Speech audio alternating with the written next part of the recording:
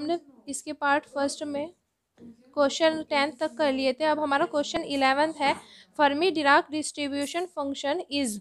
Fermi Dirac distribution function हमारा क्या होता है, एन आई इक्वल्स टू क्या होता है। ऑप्शन ए हमें दिया हुआ है G I E to the power minus beta E I, B है हमारा G I E to the power beta E I, C है हमारा G I upon E to the power beta E I plus one, और D है हमारा G I upon E to the power beta E I minus one. So Fermi Dirac में होता है हमारा N I equals to, N I equal होता है हमारा G I upon E to the power beta E I mine plus one. So option C correct है हमारा। अब क्वेश्चन नंबर 12 है हमारा quantum statics approaches to classical statics if. हमारा quantum statics approach करेगा क्वांटम स्टैटिक्स को कब। तो ऑप्शन ए हमें दिया हुआ है जो हमारा G I upon N I equal one के होगा, बी हमें दिया हुआ है जी आई अपॉन एन आई जो हमारा ग्रेटर देन वन होगा, या फिर सी हमें दिया हुआ है कि जी आई अपॉन एन आई जो हमारा लेस देन वन होगा, और डी दिया हुआ है कि कभी भी नहीं होगा। सो हमें इसमें हमारा जब हम quantum statics approaches to classical statics जब करेगा तब हमारा जी आई अपॉन एन आई हमारा ग्रेटर देन होगा वन के। सो ऑप्शन बी करेक्ट है हमारा। अब क्वेश्चन नंबर 13, क्वेश्चन नंबर 13 है हमारा in quantum statics the particles are. Particles कैसे होते हैं हमारे क्वांटम स्टैटिक्स में।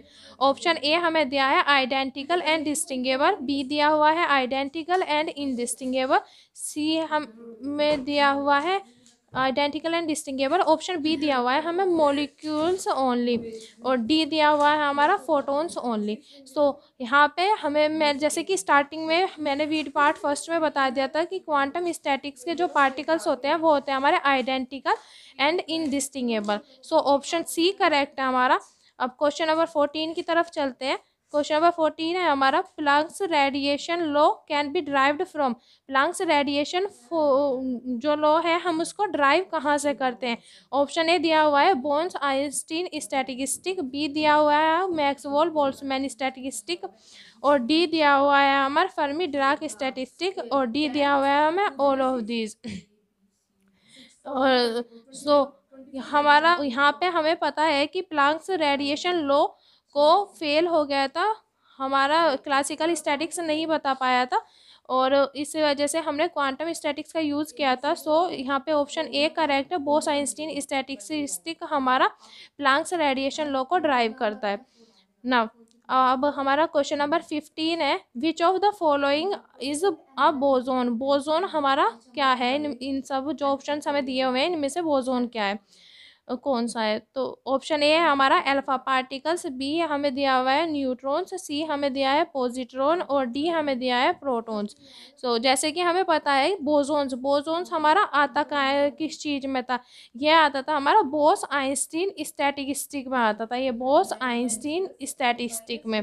और बोस आइंस्टीन स्टैटिस्टिक्स में हमारे होते क्या क्या हैं, एक तो फोटोन्स होते हैं और अल्फा पार्टिकल्स होते हैं। सो यहाँ पे फोटॉन्स तो है नहीं, तो ऑप्शन ए करेक्ट है हमारा अल्फा पार्टिकल्स। नाउ अब हमारा question number 16 which of the following is suitable statistic for photons. Photons के लिए कौन सा सुटेबल स्टैटिस्टिक है। अब हमें ऑप्शन ए दिया हुआ है फर्मी डिराक स्टैटिस्टिक, और बी दिया हुआ है हमें बोस आइंस्टीन स्टैटिस्टिक, बी का मतलब है बोस आइंस्टीन और एफ डी का Fermi Dirac.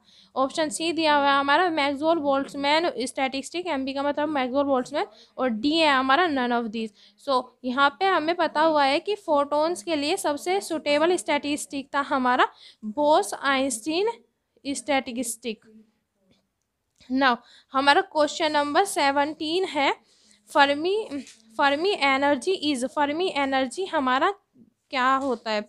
Option A 0, B है हमारा energy in lowest occupied level, और सी हमें दिया हुआ है energy in highest occupied level, D दिया हुआ है mean energy of electron in matter.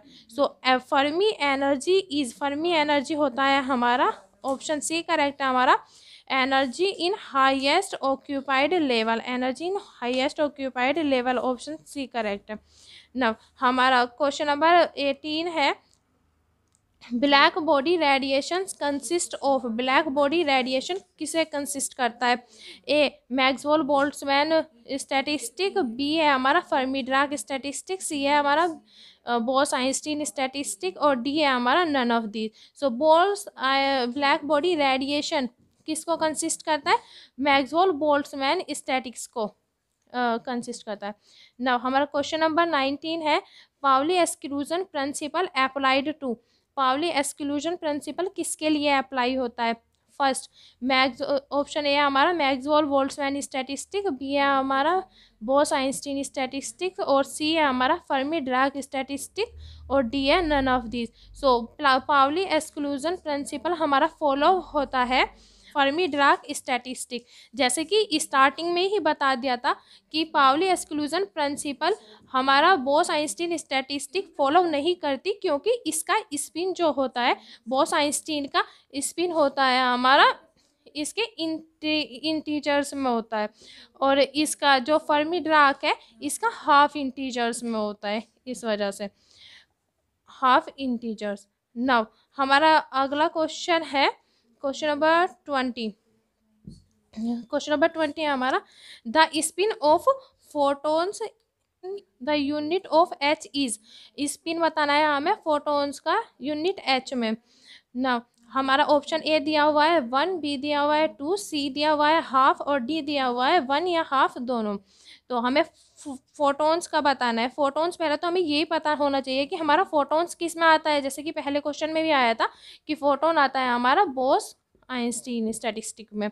अब ये जब हमारा बोस आइंस्टीन में आता है तो इसका मतलब है कि इसका स्पिन किस में होना चाहिए? इंटीजर्स में।